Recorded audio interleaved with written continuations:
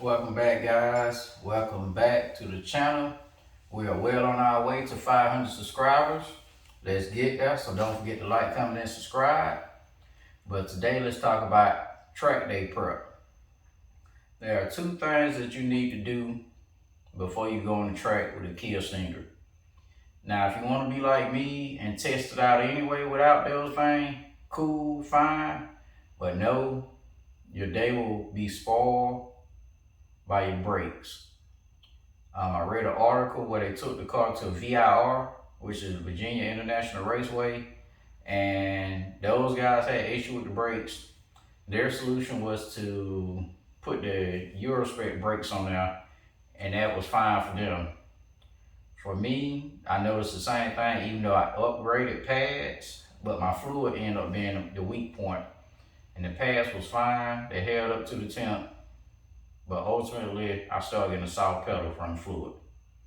So one, brake fluid will be your first thing to upgrade. You can probably get away with having a higher brake fluid temp than your pads. That'll probably let you get through the day. Depending on how hard you're pushing, how fast you're going, you'll be okay. Two will be brake pads, not just the front. Do both.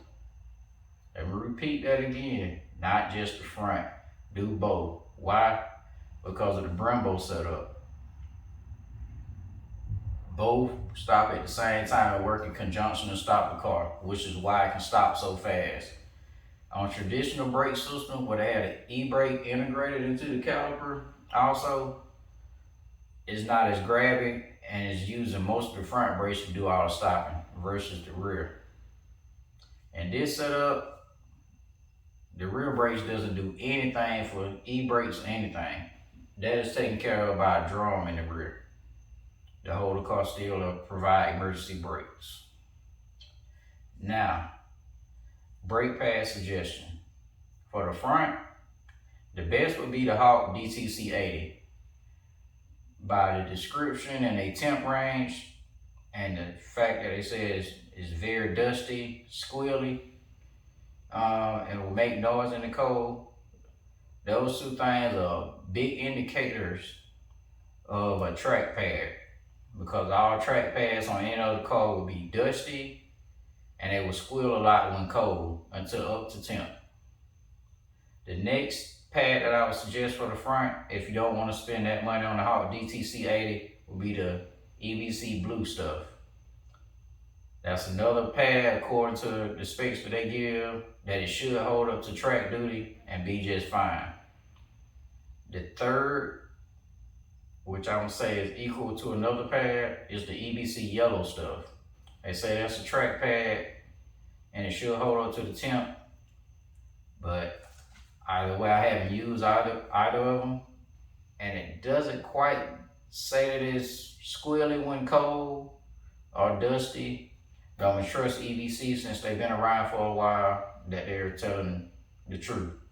The next pad that I would say is on par with the yellow stuff, maybe on par with the blue stuff, would be the XPA DB650. That's the pad that I ran.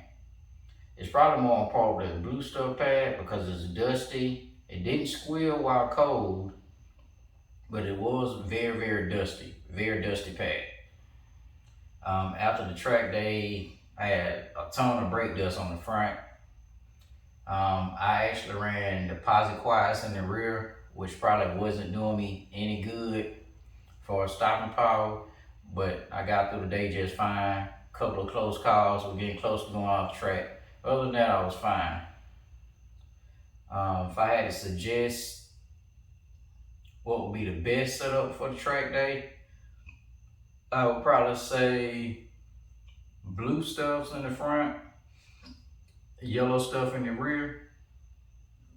That's about $400 in pads. I think the fronts are $200, the rears are $100 and something, so it's about $300. And then your brake fluid, which is about another $50 to $70. So it's not bad for setting up, but if you can push it, go ahead and do the stainless steel lines front and rear.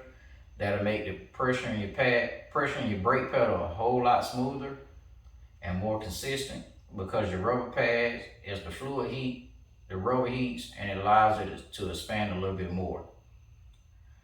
But those two simple things would definitely make your track day more fun and make you more competitive versus all the other cars that's going to be out there that's really going to be prep.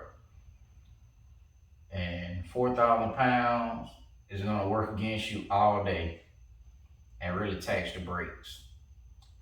Thank y'all for tuning in. That's all I got on this subject for now, till I go back and do some more testing. And thank y'all for tuning in. Let's hit this 500 subscribers before the summer ends. Let's do it, guys.